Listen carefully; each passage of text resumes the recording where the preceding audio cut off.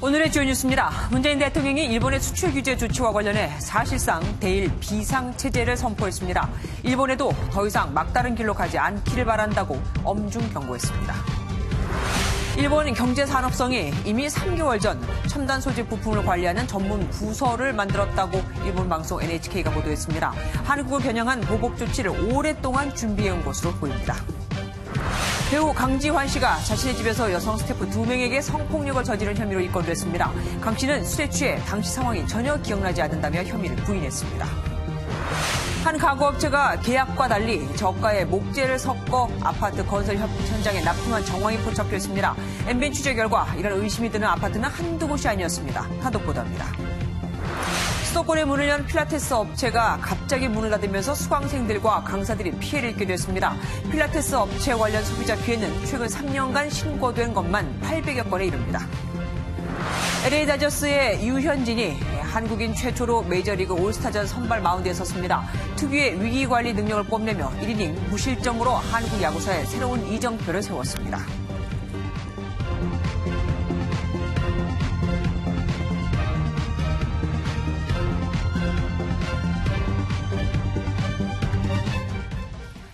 문재인 대통령이 30대 기업 총수들과 만나 일본 수출 규제와 관련해 사실상 대일 비상체제를 선포했습니다. 일본을 향해서는 더 이상 막다른 길로 가지 말라며 경고했습니다. 최종락 기자가 보도합니다. 문재인 대통령이 일본의 수출 규제와 관련해 청와대로 30대 그룹 총수와 4개 경제단체장을 초청했습니다. 문 대통령은 일본의 수출 규제 대응책 마련에 비상한 각오로 모든 가능성에 대비하고 있다고 강조했습니다. 전례 없는 비상 상황입니다. 그런 만큼 무엇보다 정부와 기업이 상시적으로 소통하고 협력하는 민관 비상 대응 체제를 갖출 필요가 있다고 생각합니다. 특히 일본 정부가 정치적 목적을 위해 우리 경제에 타격을 주고 수출 규제 이유를 대북 제재와 연결하는 발언은 바람직하지 않다며 다시 한번 대화를 촉구했습니다. 정부는 외교적 해결을 위해 최선을 다하고 있습니다. 일본 정부도 화답해 주기를 바랍니다. 더 이상 막다른 길로만 가지 않기를 바랍니다. 이번 기업인 간담회는 지난 1월 타운홀 미팅 형식과는 달리 대책을 논의하기 위해 대형 테이블에 함께 앉는 국무회의 방식처럼 진행됐습니다. 문 대통령은 우리 경제는 언제나 위기를 기회로 극복했다며 시급한 추경 예산에 대한 국회 협조를 당부했습니다. MBN 뉴스 최종락입니다. 대통령은 대기업 총수들을 만났고 김상조 청와대 정책실장은 중소기업인들을 만났습니다. 사실 일본 수출 규제에 대해 머리를 맞대고 해결책을 찾아보자는 게 취지였지만 양쪽 다 기업들이 어려움을 호소하고 정부는 그냥 듣는 자리였습니다. 서영수 기자입니다. 예정된 시간보다 30분을 넘겨 2시간 동안 진행된 긴급 간담회에서는 일본에 대한 구체적인 맞대응 조치보다는 기업인들의 호소가 줄을 이뤘습니다. 청와대 관계자는 이 자리에 참석한 기업인이 일본산 소재 부품의 기술력이 상당히 높은 수준이기 때문에 긴 호흡의 지원이 필요한 상황이라고 말했다고 밝혔습니다. 다른 기업인도 국내의 소재 관련 생태계를 조성해 경쟁력을 높여나가야 한다고 언급했습니다. 일본이 수출을 규제한 품목이 당장은 대체가 어렵다는 기업인들의 우려가 드러나는 대목입니다. 김상조 정책실장을 만난 중소기업인들도 일본 수출 규제 피해는 대기업뿐만 아니라 중소기업에도 고스란히 다가오고 있다고 털어놨습니다. 이게 3가지 품목을 수출 규제를 한다 그러면 사실 반도체에 100가지 부품이 들어가면 3가지 이외의 97개도 피해를 보게 마련이다. 실제 간담회에 참석한 중소기업인은 일본 정부가 통관 절차를 지연시켜 국내 중소기업의 경쟁력 저하가 우려된다고 말한 것으로 알려졌습니다. 중소기업인들은 일본 수출 규제로 인한 피해를 최소화하기 위한 지원 방안을 마련해달라고 요구했습니다. MBN 뉴스 서영수입니다. 일본 정부가 이미 3개월 전 첨단 소재 부품을 관리하는 전문 부서를 신설한 것으로 알려졌습니다. 한국을 겨냥하는 공격을 치밀하게 오랫동안 준비한 건데 한국 경제를 치면 현 정부가 바뀔 것으로 보는 게 아니냐는 분석까지 나옵니다. 신동규 기자입니다. 일본 경제산업성이 지난 4월 첨단 기술의 대외 전략적 활용을 전문으로 하는 부서를 만들었다고 NHK가 보도했습니다. 인공지능 등 군사무기에 적용될 첨단 기술과 관련한 국내외 정보를 모으는 업무를 맡았는데 필요하면 수출 규제도 가능합니다. 사실상 한국을 겨냥한 걸로 해석되는데 이번 경제보복이 일회성이 아니라 필요할 때마다 수출 규제에 나서기 위한 조치로 풀이됩니다. 일본의 한국 때리기가 참의원 선거 이후에도 계속될 수 있다는 겁니다. 물러날 가능성은 없다고 봐야 돼요. 전체적인 정권 차원에서 지금 추진하고 있기 때문에 일본 측에서 당분간은 지속된다, 경색 국면이. 한일 양국은 오는 12일 일본 도쿄에서 이뤄질 회동에 대해 우리 측이 요청한 국장급이 아닌 과장급 실무협의로 하기로 했습니다. 결정 권한이 상대적으로 작은 실무자 회의를 통해 수출 규제 조치를 철회할 생각이 없음을 재차 강조하기 위한 걸로 풀이됩니다. 이런 가운데 데이비드 스티렐 미국 국무부 동아시아 태평양 담당 차관보가 내일부터 한국과 일본을 연달아 방문할 예정이어서 중재 역할에 관심이 쏠립니다. MBN 뉴스 신동규입니다. 일본 방송사인 후지TV가 한국에서 지난 4년간 전략 물자가 밀 수출된 게 156건이라고 보도했습니다. 우리 정부는 이런 자료가 있다는 그 자체가 제대로 관리가 되고 있다는 증거라고 주장했습니다. 일본은 아예 적발 건수도 공개하지 않고 있다면서요. 이병주 기자입니다. 일본 방송사 후지TV는 한국의 전략물자 수출 관리가 허술하다며 자료를 공개했습니다. 한국에서 전략물자가 밀수출된 게 4년간 156건이며 한국 측 자료로 실태가 드러났다는 내용입니다. 일본 정부도 이 보도와 관련해 모호한 답변을 하며 수출 규제와 관련이 있는 것처럼 암시했습니다. 適切な輸出管理が行われていないと懸念される事例があるものと承知をしておりますが、個別の事例についてお答えすることは事案の性質上差し控えたいと思います。 하지만 이 자료는 조원진 우리공화당 의원이 산업통상자원부를 통해 입수한 내용으로 지난 5월 이미 국내 한 언론을 통해 공개됐습니다. 산업부는 국제협약에 가입한 이후 매년 투명하게 공개하고 있는 자료로 전략물자 수출 관리 제도가 효과적으로 운영되고 있다는 반증이라고 설명했습니다. 또 최근 적발수가 급증했다는 주장은 사실과 다르다며 우리나라나 미국과 달리 일본은 적발 건수도 공개하지 않으며 일부 적발 사례만 선별해 공개한다고 지적했습니다. MBN 뉴스 이병주입니다. 김상조 청와대 정책실장이 얼마 전 일본의 경제 보복과 관련해 우린 이미 100개의 롱리스트를 갖고 있었다고 했죠. 이낙연 국무총리가 김 실장의 이 발언에 경고장을 날렸습니다. 정책실장으로서 너무 많은 말을 하고 있다는 겁니다. 김경기 기자입니다. 김상조 청와대 정책실장은 지난 3일 언론인들을 만난 자리에서 일본 정부의 보복을 예상한 리스트를 가지고 있었다고 밝혔습니다.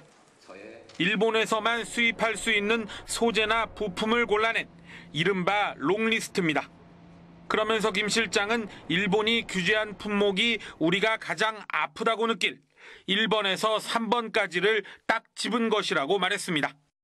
하지만 일본의 경제 보복에 마땅한 대응책을 내놓지 못하고 있는 정부가 이제 와서 미리 알고 있었다는 식으로 말하는 것은 무책임하다는 지적이 나왔습니다.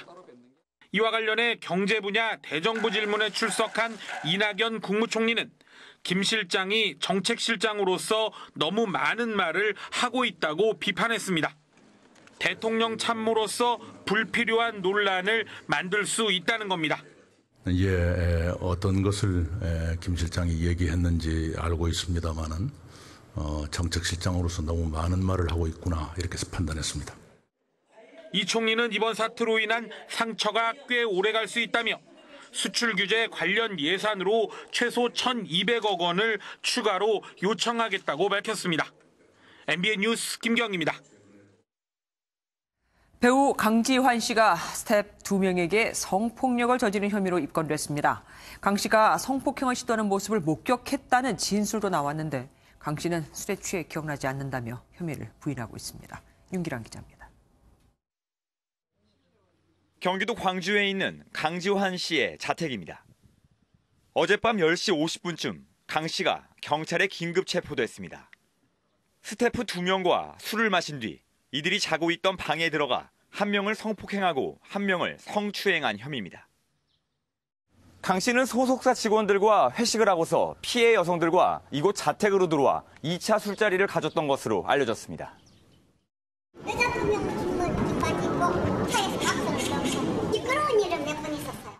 막지만 한데 술이라 할 수 다 나와요. 이독술이 많이 먹고 나쁜.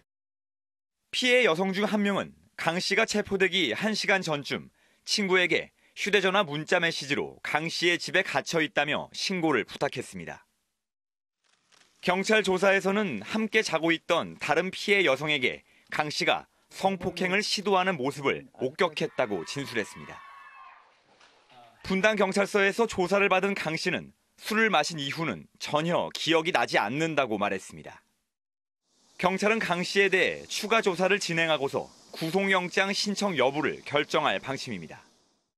MBN 뉴스 윤기란입니다. 배우 김혜수 씨가 모친의 13억 비투 논란에 휩싸였습니다. 피해자 중에는 현재 국회의원도 포함이 돼 있다는데요.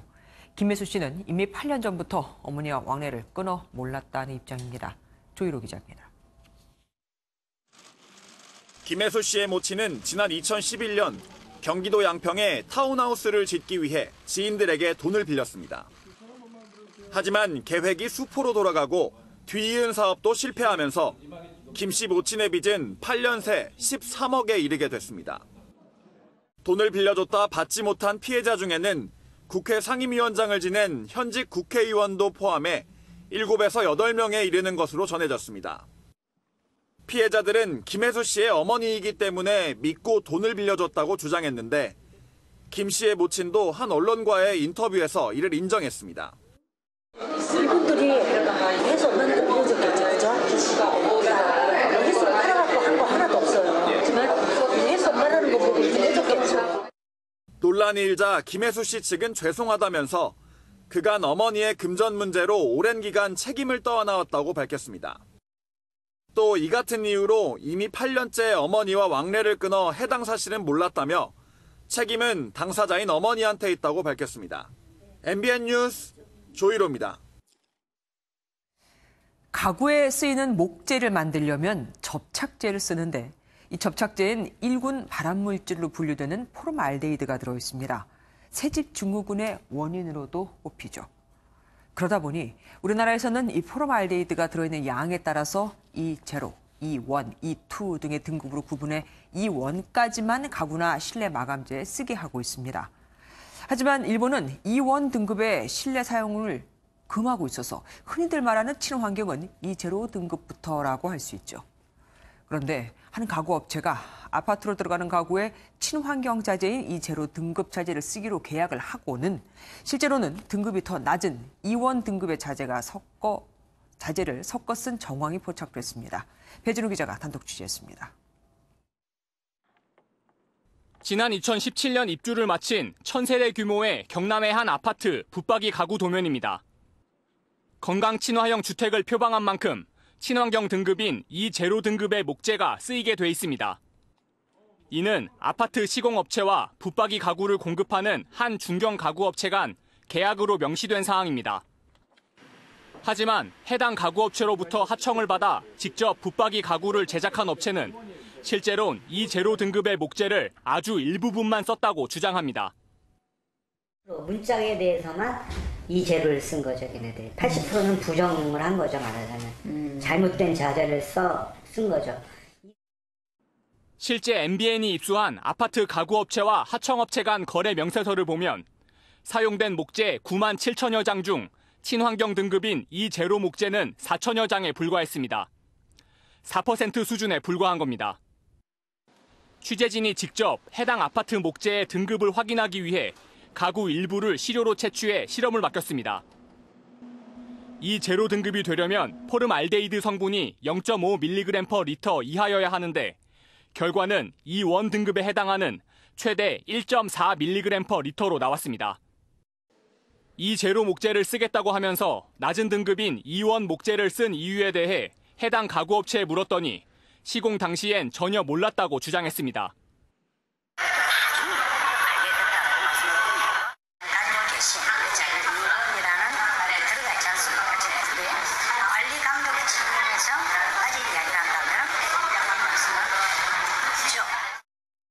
취재진이 해당 가구업체가 납품한 경기도의 다른 아파트 두 곳에서도 의심이 가는 붙박이 가구 목재 시료를 채취해 실험을 맡겼더니 이번에도 E1에 해당하는 결과가 나왔습니다. 이들 아파트도 당초 친환경 등급인 이 제로 목재만 쓰겠다고 시공사와 계약했던 곳들입니다. 하지만 해당 가구업체는 이에 대해서도 실험을 맡긴 가구 시료를 입수한 경로에 의문을 제기하며 의혹을 부인했습니다. 계약서와 다른 가구 자재를 사용했다는 고발장을 접수한 경찰은 관련 사실을 수사하고 있습니다. MBN 뉴스 배준우입니다. 해당 가구업체가 애초에 약속한 것보다 낮은 등급의 목재를 쓴 정황이 드러났는데 그렇다면 그 이유는 뭘까요? 친환경 목재인 E0보다 E1 등급 목재가 더 싸기 때문입니다. 더구나 자재가 제대로 쓰였는지 확인하는 시공사와 감리업체도 서류와 육안으로 검사를 하다 보니 걸러내기가 쉽지 않습니다. 박장 기자가 단독 취재했습니다. 최저가 입찰제가 적용되는 아파트 가구 납품 입찰에선 경쟁업체들보다 더 낮은 가격에 입찰해야 유리합니다. 업계 관계자에 따르면 최저가 입찰을 하다 보면 납품 가구업체 간 경쟁이 심해 입찰 가격 차이가 최대 30% 정도까지 나는 상황입니다. 때문에 일단 낮은 가격에 입찰을 해놓고 납품업체로 선정되면 애초 약속한 이 제로 대신 단가가 더 싼 E1 목재를 쓰려는 유혹에 빠지기 쉬운 구조입니다. 경남 양산 아파트 가구에 납품된 이 제로 등급 목재는 한 장당 14,000원대. 그보다 한 등급 낮은 E1 등급 목재보다 가격이 20% 정도 더 비쌉니다. MBN 취재대로 당시 이 제로 대신 E1이 93,000여 장 사용됐다면 가구업체가 2억 원 넘게 아낄 수 있다는 얘기입니다. 주민들은 황당하기만 합니다. 가구가 이 제로 자재가 아니라던가 그런 부분, 속인 부분이 있다면 당연히 화나고 이거는 사기가 아닌가. 제대로 목재가 쓰였는지 시공사와 감리업체가 확인하도록 돼 있지만 이마저도 제대로 되진 않았습니다. 시공사와 감리업체 측은 가구업체로부터 친환경인 이 제로 등급 목재의 시험 성적서를 제출받았고 가구 생산 공장과 아파트 공사 현장에서도 검수 과정을 거쳐 문제가 없다는 입장입니다. 하지만 서류나 현장 검사를 하더라도 허점이 많다고 업계 관계자들은 말합니다. 시트지가 2차, 3차 가공이 다 되어 있습니다. 육안으로 판별할 수 없으니까 생산업체에서는 얼마든지 건설사 입주자를 속일 수가 있는 거죠. 가구업체는 자재를 속여 입속을 챙기고 시공사와 감리업체는 이를 제대로 적발하지 못하면서 결국 피해는 고스란히 입주민들에게 돌아갔습니다. MBN 뉴스 박지안입니다. 아파트 신축 현장에서 승강기 수리기사가 벽과 승강기 사이에 끼어 숨진 채 발견됐습니다. 혼자 작업하다가 변을 당한 것으로 보이는데 2인 1조 근무 수칙이 지켜지지 않은 건지 경찰이 수사에 나섰습니다. 박상호 기자입니다. 소방대원이 승강기 통로에 낀 남성을 끌어냅니다. 승강기와 벽면 사이에 끼인 남성은 이미 숨을 거둔 상태입니다. 부산의 한 아파트 신축 현장에서 작업자가 숨진 채 발견됐다는 신고가 접수된 건 낮 12시 반쯤입니다. 이 남성과 오랫동안 연락이 되지 않자 현장으로 찾아온 동료가 처음 발견했습니다. 숨진 20대 남성은 엘리베이터 수리 요청을 받고 혼자 작업하던 중에 변을 당한 것으로 알려졌습니다. 5층에 탕탕탕 소리가 난다 해서 AS 기사가 혼자 와서 점검 중에 사고를 당했고. 숨진 남성은 대기업 계열사 소속 정규직 직원으로 전해졌습니다. 경찰은 사고 당시 정황으로 봤을 때 추락사는 아닌 것으로 보고 있습니다. 경찰은 이 남성이 혼자 작업한 경위와 안전장비 착용 여부 등을 수사하고 있습니다. MBN 뉴스 박상호입니다. 공포 영화가 따로 없습니다. 여성들과 아이가 타고 있던 차 앞에 한 남성이 난데없이 둔기를 휘두르며 나타나 위협을 한 겁니다. 멀리 도망을 간 뒤 돌아보니 웬걸요, 그 남성이 전력 질주를 해왔다고 합니다. 기절할 일이죠. 강진우 기자입니다. 여성 3명과 초등학생 1명이 탄 승용차가 어두운 골목길로 들어갑니다. 잠시 뒤 건장한 남성이 둔기를 들고는 앞을 가로막습니다. 어머, 뭔데? 조심해라. 뭐 들었다. 뭐 들었다. 뭐 들었다. 뭐 들었다. 위협을 느낀 차량이 후진하려 하자 둔기를 휘두릅니다. 뭐 어떡해. 112 전화할게. 차량은 더 빨리 도망칩니다. 남자의 모습이 보이지 않을 때쯤 피해자들은 다시 한번 혼비백산합니다. 공포 영화의 한 장면처럼 남성은 전력 질주해 차량으로 돌진했습니다. 남자로부터 도망치던 피해자들은 차량 2대에 부딪히고 나서 멈춰 설 수밖에 없었습니다. 문 잠그라. 미안, 빨리 돌려. 빨리 가자구나. 한밤중 벌어진 공포의 추격전은 경찰이 출동한 후에야 끝이 났습니다. 피해자들은 트라우마에 시달리고 있습니다. 그 사람의 눈에서 살기가 너무 보였고 같이 있는 일행들은 다 죽을 것 같은 느낌을. 아이가 새벽에 경기를 나면서 엄마 무서워, 엄마 어디 가지 마. 지금 계속 그러고 있는 상태예요. 이 남성은 부부싸움 후 자신의 아내가 피해 차량에 탔다고 의심해 이런 짓을 저질렀다고 경찰에 진술했습니다. MBN 뉴스 강진우입니다. 충북 보은에 있는 청정 계곡이 오폐수로 신음하고 있습니다. 주민들은 마을에 들어선 병무청 사회복무연수센터를 지목하는데 해당 기관은 나 몰라라. 병무청도 예산이 없다고만 하고 있습니다. 김명현 기자가 현장 취재했습니다. 속리산 정상부터 물이 내려오는 서원 계곡입니다. 물줄기를 따라 내려와 보니 녹색 부유물들이 둥둥 떠 있습니다. 물속은 한 치 앞도 안 보이고 악취마저 진동합니다. 이렇게 물속 바닥은 이미 뻘밭으로 변해 걷기조차 힘든 정도입니다. 피서를 왔다가 물놀이를 해서 피부병이 걸렸다는 사람이 한두 분이 아니에요, 사실. 주민들은 병무청 사회복무연수센터를 지목하고 있습니다. 지난 2016년 이후 4차례나 하천에 질소와 인을 과다 배출해 650만 원의 과태료를 물었습니다. 매주 1000여 명의 사회복무요원이 교육을 받고 있는데 오폐수가 제대로 처리되지 않는 탓입니다. 기준에 맞는 물이 방류가 돼야 되는데 용량을 초과해서 그러면 처리가 잘 안 돼서 나오고. 사회복무연수센터 위쪽 계곡물은 어떤지 찾아가 봤습니다. 일급수에만 사는 긴다리 새우와 갈견이가 보일 정도로 깨끗합니다. 오폐수는 충청권 식수원인 대청으로 그대로 흘러들어갑니다. 병무청은 예산 타령만 합니다.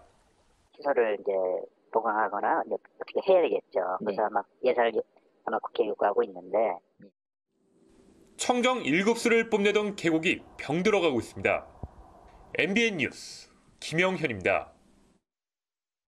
기하급수적으로 의료 폐기물이 늘면서 의료 폐기물 업체들은 자신들의 처리 능력을 넘어섰다면서 반발했었죠. 그래서 정부가 지금 감염 우려가 적은 일회용 기저귀는 일반 폐기물로 바꾸기로 했는데 이번엔 의료 폐기물 업체들이 감염의 우려가 높다며 반발을 합니다. 오정환 기자입니다. 의료 폐기물 상자들을 한창 하역하고 있습니다. 보관 중이던 상자들은 소각장으로 들어갑니다. 감염 위험이 있는 의료 폐기물만 별도로 처리하는 소각장입니다. 요양병원 등에서 나온 일회용 기저귀는 이 중 20%가량을 차지하는 걸로 추정됩니다. 정부는 몇 년 새의 의료 폐기물 처리량이 배출량을 소화하지 못하자 일회용 기저귀를 의료 폐기물에서 제외하기로 했습니다. 업계에서는 감염 우려가 크다며 일회용 기저귀를 이렇게 전용 용기에 담아 의료 폐기물로 처리해야 한다고 주장합니다. 한국의료폐기물공제조합은 일회용 기저귀 폐기물 대부분에서 감염 우려가 있는 세균들이 검출됐다고 밝혔습니다. 균이 있으면 어른 폐기물 아닙니까 사실. 균이 있다면 명확하게 분류도 잘해야 되고 관리도 잘해야 되는 거죠. 일감이 떨어져서 반대하는 것 아니냐는 지적은 인정하지만 감염 여부는 재검증이 필요하다는 입장입니다. 정부는 충분히 안전하다는 입장입니다. 감염성 환자가 아닌 경우에 나오는 감염성 균이 일반인보다 낮은 수준으로 지금 연구 영역 결과가 나오고 있고요. 정부는 법 개정 과정에서 업계의 입장을 검토할 계획이라고 밝혔습니다. MBN 뉴스 우종환입니다. 대형 투신 운용사의 고위 임원이 여성 직원들을 향해 성희롱성 발언을 했다는 의혹이 불거졌습니다. 해당 임원은 이전에도 직원들에게 폭언을 한 것으로 알려졌는데 MBN은 목격자들의 증언을 다수 확보했지만 이들의 신원 노출을 우려해 기사에서는 극히 일부만 공개합니다. 노태영 기자의 단독 보도입니다. 서울 여의도에 있는 한 대형 투신 운용사입니다. 이곳의 대표를 비롯해 임직원 30여 명은 지난해 10월 인천으로 워크숍을 떠났습니다. 문제는 여직원들이 앉아있는 저녁 식사 테이블에 A 임원이 동석한 뒤 발생했습니다.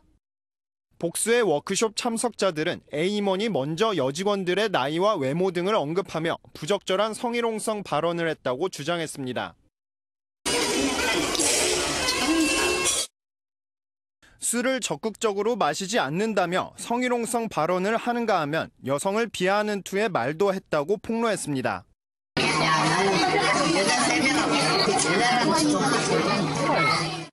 이런 분위기 탓에 당시 참석자들은 해당 술자리가 끝나고 다음 장소로 가지 않고 바로 숙소로 돌아갔다고도 전했습니다. 앞서 A 임원은 지난해 2월에도 임직원 30여 명이 모인 자리에서 몇몇 직원들을 콕 집어 폭언한 것으로도 알려졌습니다. 정규직이라고 안 잘릴 거로 생각하면 오산이라며 그런 식으로 하면 잘라버리겠다고 폭언을 했다는 겁니다. 하지만 이런 의혹에 대해 해당 임원은 그런 발언을 한 적이 없으며 사실무근이라고 반박했습니다. MBN 뉴스 노태현입니다. 한 필라테스 업체가 갑자기 문을 닫으면서 수백 명의 수강생과 강사들이 큰 피해를 입게 됐습니다. 3개 점이나 운영했기에 피해가 더 컸습니다. 안배옥 기자가 취재했습니다. 30대 여성 A씨는 새롭게 문을 연 여성 전용 필라테스 업체에 등록했다가 어이없는 일을 겪었습니다. 업체 대표가 지난 6월 갑자기 휴강을 통보하면서 한 번도 수업을 받지 못했기 때문입니다. 황당하죠. 기대를 하고 있었는데 막상 운동 시작하려고 하니까 이렇게 된 상황이고 결국 돈을 내고도 수업을 제대로 받지 못한 63명의 수강생은 대표 한모 씨를 사기 혐의로 경찰에 고소했습니다. 한 씨가 운영하는 같은 이름의 지점도 상황은 비슷합니다. 수강생은 물론 필라테스 강사들에게도 수천만 원대 임금을 주지 않는 등 피해자와 피해 금액은 계속 늘어나고 있습니다. 현재 이곳은 관리비를 받지 못한 건물주가 법원 결정에 따라 출입을 통제하고 있는 상황입니다. 그런데 MBN 취재 결과 한 씨는 이 사건 전에도 이미 7천만 원 상당의 빚을 갚으라는 법원 판결을 받았던 것으로 확인됐습니다. 의도적인 게 농후한 거죠. 자기 자본이 하나도 없었다는 거죠. 계속 돌려막기식으로 하면서 유지하고 또. 이처럼 필라테스 업체와 관련한 소비자 피해가 늘어나면서 피해 신고만 최근 3년간 800건이 넘습니다. 요가 필라테스 업종은 사실상 자유업이기 때문에 경기 상황에 따라서 사업자들이 폐업할 소지가 있습니다. 그래서 소비자들이 장기 계약은 가급적 신중하시는 것이 좋습니다. 전문가들은 피해를 최소화하려면 일시불보다는 할부로 결제해야 한다고 당부했습니다. MBN 뉴스 안병욱입니다. 의료인이 식품이나 건강기능식품을 광고하면 더 믿음이 가죠. 그런데 의료인이 광고에 등장했다고 100% 다 믿으면 안 됩니다. 강대엽 기자입니다. 전 차가버섯에서 건강의 새로운 답을 찾았습니다. 유명 한의사가 차가버섯의 기능을 홍보합니다. 식품의약품안전처는 소비자들이 건강기능식품으로 오인할 광고로 봤습니다. 또 다른 광고입니다.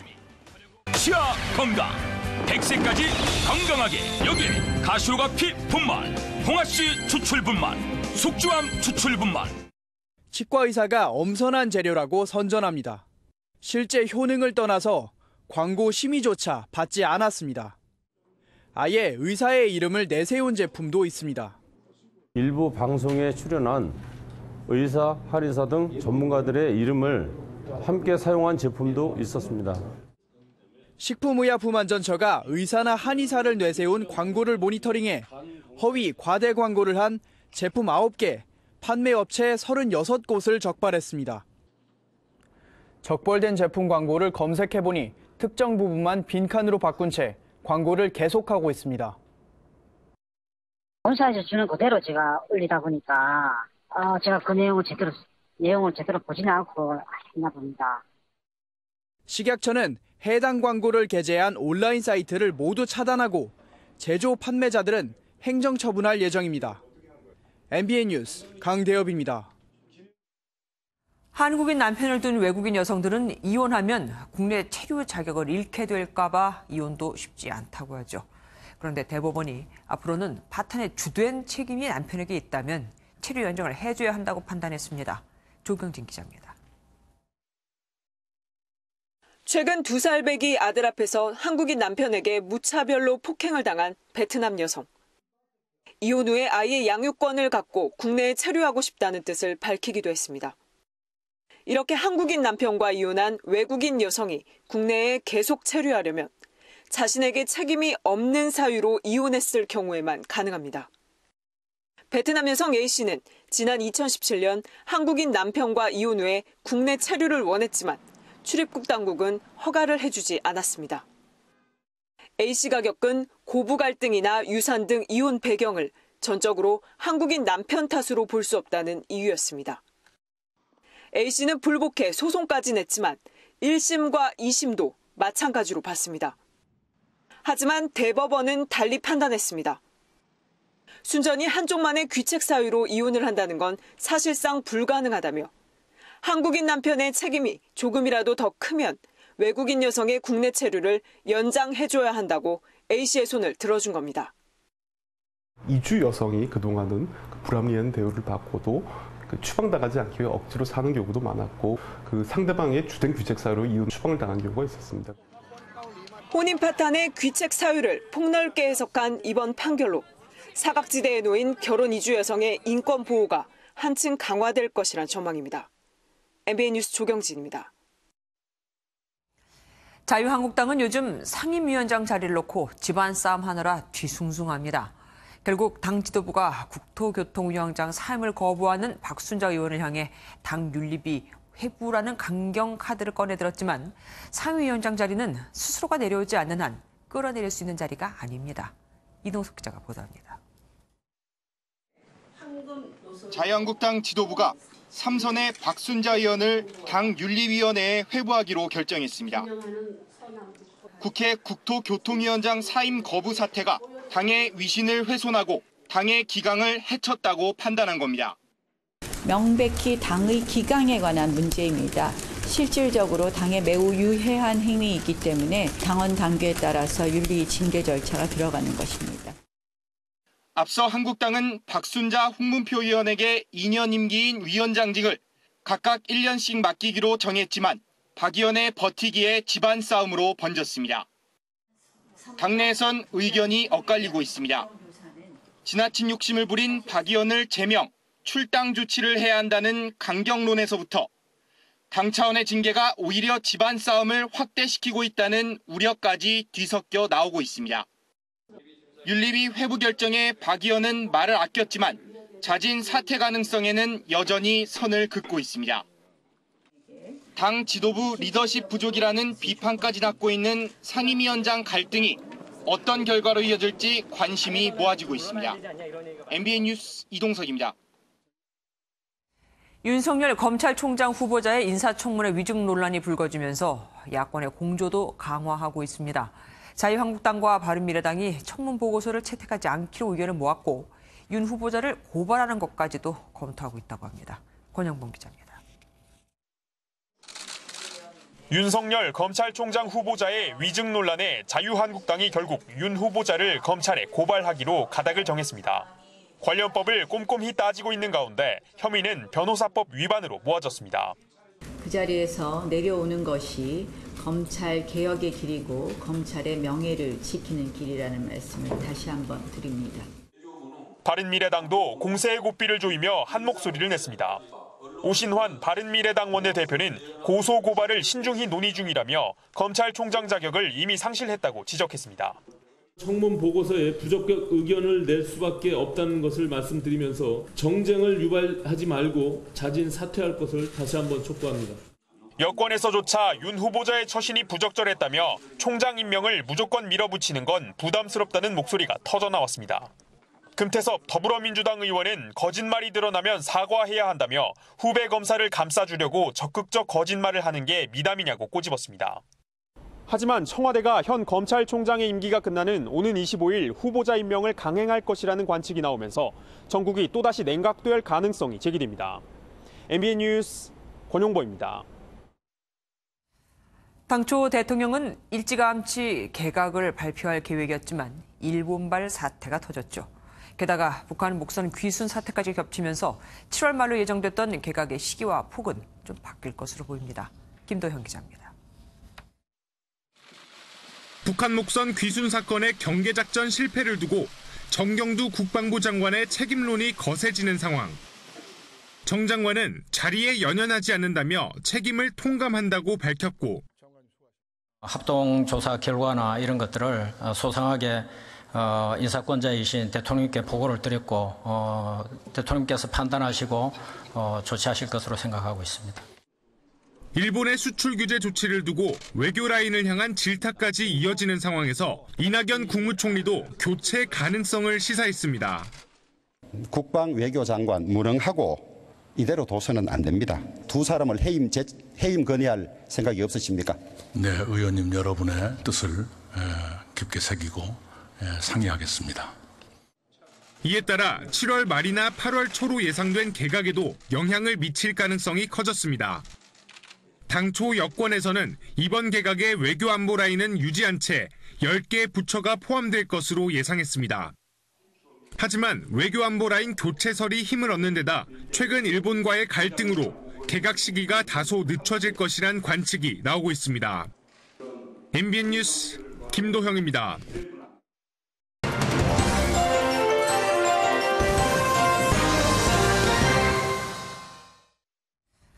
소상공인의 결제 수수료를 낮추는 간편 결제 시스템을 제로페이라고 하죠. 가게에서 물건을 살 때 기존엔 판매자가 카드사와 결제 대행사 등의 건별로 수수료를 내야 했지만 제로페이는 은행이 소비자의 계좌에서 판매자의 계좌로 직접 현금을 이체하는 방식이라 중간에 따로 수수료를 내지 않습니다. 때문에 중앙정부는 물론 각 지자체에서도 적극 권하고 있고 도입한 지 6개월 만에 가맹점 수 25만 개를 넘기며 하루 10,000건 이상, 2억 원 이상이 결제되고 있습니다. 정부가 제로페이 결제 단말기를 일괄 구매해서 소상공인들에게 지원하려는 것도 이를 더 확대하기 위해서인데 문제는 36,200대를 구매하는데 예산을 22억 원밖에 책정하지 않았다는 겁니다. 그럼 한 대당 25,000원에 사겠다는 거죠. 이 가격으로는 국산 제품은 엄두도 못 냅니다. 결국 값싼 중국산 제품을 사겠다는 것밖에는 안 되죠. 결제 단말기에는 개개인의 정보가 다 남겨지니 관리를 잘해야 하는 건 물론 혹시 모를 사고에도 대비해야 하지만 중국산은 늘 보안 문제가 거론되는 데다가 AS도 쉽지 않죠. 물론 모든 중국산이 다 나쁘다는 건 아닙니다. 다만 이런저런 우려에 국내 주요 단말기 업체들이 중국산에 밀려 도산하거나 인수되는 이 상황에서 우리 정부까지 거들 필요가 있느냐는 겁니다. 하지만 이런 상황에서도 정부 관계자는 공정하게 입찰하겠다고만 말합니다. 이미 중국으로의 중국산 화장품 수출이 한국산 화장품 수출이 급격히 줄고 있고 일본은 반도체 부품을 수출하지 않겠다고 우리를 압박하고 있는 지금 어떻게든 우리 기술을 개발하고 우리 제품을 사용해도 모자랄 판에 말이죠. 메이드 인 코리아가 흔들리고 있는 지금 공정이라는 말로만 밀어붙여야 하는 건지 다시 생각을 하게 됩니다. 뉴스초점이었습니다. 지난달 취업자 수가 28만여 명 늘어나면서 1년 5개월 만에 가장 많이 늘었습니다. 얼핏 보면 고용지표가 개선된 것 같은데 들여다보면 그렇지 않습니다. 이유가 뭔지 김민수 기자가 알아봤습니다. 지난달 경찰이 된 훈련생들의 기합 소리가 울려 퍼집니다. 하루 6시간 고된 훈련이 이어지지만 경찰이 됐다는 기쁨에 힘든 줄을 모릅니다. 눈물을 흘려주는 친구도 있었고 정말 자랑스럽다라는 이야기를 많이 들었습니다. 5월에 치러졌어야 할 공무원 시험이 한 달 뒤로 밀리면서 지난달 취업자 수는 지난해 같은 달보다 28만 1,000명 늘었습니다. 1년 5개월 만에 가장 큰 증가폭입니다. 공무원 시험 합격자가 늘어나긴 했지만 불합격자도 동시에 늘어났기 때문에 지난달 실업률은 5월과 마찬가지로 4%를 유지했습니다. 4% 이상 실업률이 6개월 연속 이어지면서 지난달 실업자 수는 20년 만에 최악인 113만 7천 명을 기록했습니다.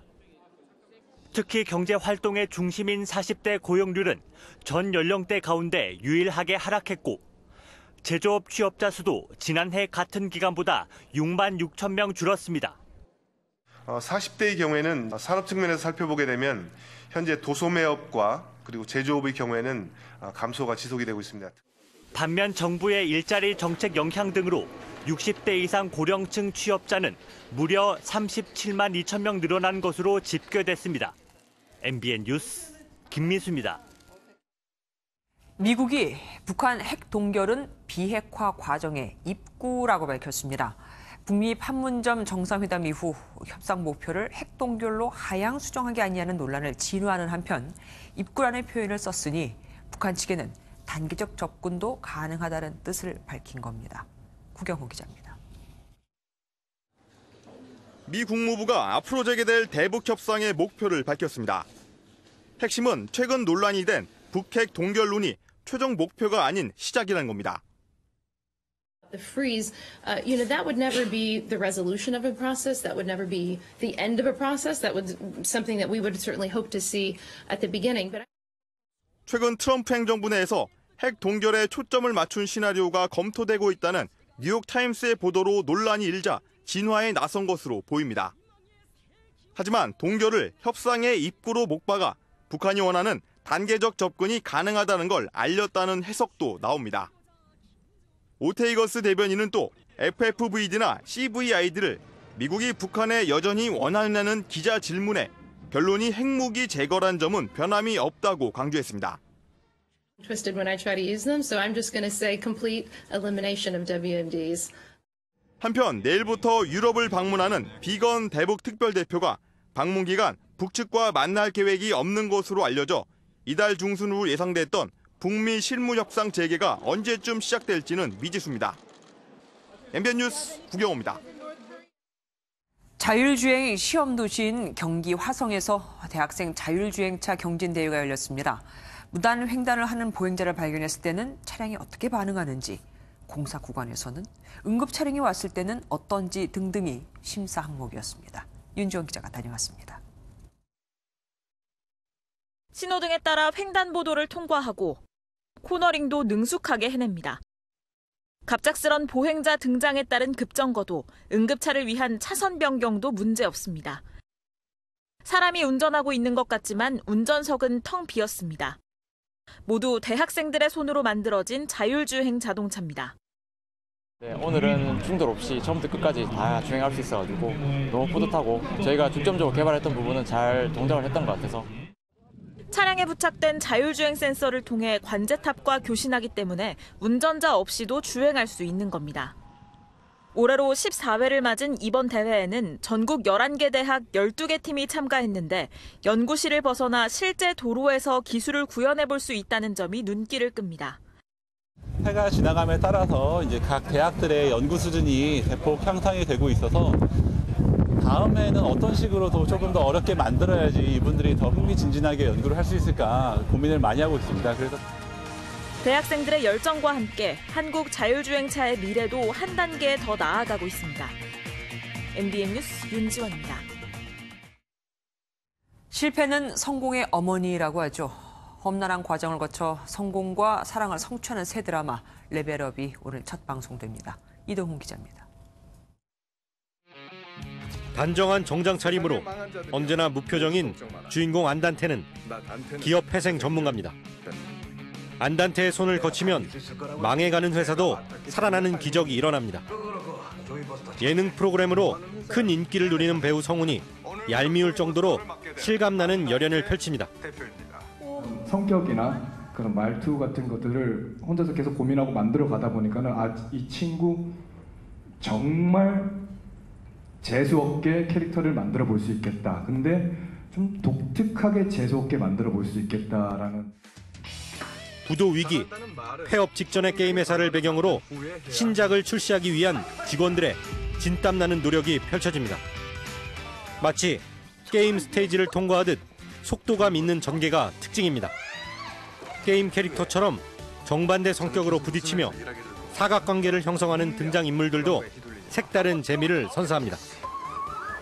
그동안 좀 화려하고 좀 신비주의에 좀 멋있는 예쁜 역할을 많이 했었던 것 같아요. 근데 이번 이제 드라마 연하 역할은 그런 점들이 완전 빠져 있거든요. 독특하게 게임을 소재로 펼쳐지는 로맨틱 코미디 레벨업은 오늘 밤 11시 첫 방송합니다. MBN 뉴스 이동훈입니다. 두산에서 오신 린드블럼의 기세가 꺾일 줄 모르고 있습니다. 올 시즌 전반기 15승에 단 1승만을 남겨두면서 34년 만에 대기록이 나오는 게 아니냐는 전망이 나옵니다. 강영호 기자가 보도합니다. 린드블럼은 잠실 라이벌 LG를 상대로 1회부터 실점을 하며 위기를 맞았습니다. 하지만 5회 타선이 폭발했고 6이닝을 3실점으로 막으며 시즌 14승째를 거뒀습니다. 시즌 전체를 통틀어도 거두기 힘든 승수를 전반기가 채 끝나기 전에 쌓으면서 이제 관심은 전반기 15승 달성 여부에 쏠립니다. 오는 18일 전반기 종료를 앞두고 린드블럼은 한 차례 더 마운드에 오를 것으로 예상됩니다. 37년 프로야구 역사에서 전반기에 15승을 달성한 선수는 단 4명입니다. 불사조 박철순을 시작으로 장명부, 이상윤을 비롯해 1985년 김일융이 마지막입니다. 올 시즌 다승뿐 아니라 평균 자책점, 탈삼진 등 주요 지표에서 모두 1위를 달리고 있는 린드블럼. 타선의 화끈한 지원도 계속되는 가운데 34년 만에 대기록이 나올 수 있을지 관심이 쏠립니다. MBN 뉴스 강영호입니다.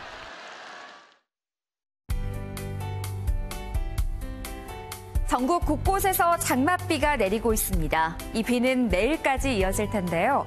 태백산맥을 따라서 이번 비는 서쪽보다 동쪽 지역에 많이 집중되겠습니다. 비는 대부분 지역에서 내일 오후쯤이면 그치겠습니다. 강원 영동에는 내일까지 많은 곳은 200mm 이상의 비가 쏟아지겠습니다. 영남 해안을 따라서도 100mm 이상의 폭우가 예보되어 있는데요. 그 밖에 충청과 호남, 제주에는 10에서 40, 서울과 경기도, 강원 영서와 경북 내륙에도 20에서 60mm가량입니다. 곳에 따라 천둥과 번개가 동반되면서 요란하겠습니다. 동해안을 따라서는 특히 밤사이 시간당 30mm 이상의 강한 비가 집중되면서 피해가 커질 수 있어서 주의가 필요하겠습니다. 비구름은 남쪽에서 동쪽으로 이동하고 있습니다. 영동 지방에도 현재 강한 비가 내리고 있는 모습인데요. 내일 중부지방 서울의 한낮 기온은 26도에 머물겠습니다. 남부지방 내일 오전에는 대부분 비가 그칠 것으로 예상됩니다. 동해안 지역 강한 비에 계곡물이 불어날 수 있어서 피서객들은 주의가 필요하겠습니다. 이후 장마전선은 다시 남하하면서 맑은 날씨가 이어지다가 주말에 제주를 중심으로 비가 내리겠고요. 중부와 경북 지역에서는 주말에 약한 비나 소나기가 지날 수 있겠습니다. 날씨였습니다. 뉴스팔이 선정한 이 한 장의 사진입니다. 승차 공유 시스템을 처음으로 도입한 우버가 헬리콥터 택시 서비스도 내놨습니다. 정체 시간에는 길게는 1시간에서 3시간, 지하철로도 50분에서 70분 정도 걸리는 구간을 8분 만에 갈 수 있죠. 최대 5명이 탈 수 있고 요금은 한 사람당 약 $200 정도 합니다. 후발 주자들도 곧 뛰어들 예정이라 경쟁이 생기면 가격은 더 내려갈 수도 있습니다. 교통체증이 심할 때 날아서 가고 싶다고 했던 그 생각마저도 이제는 현실이 되고 있습니다. 뉴스팔 여기서 마치겠습니다. 함께해 주신 여러분 고맙습니다.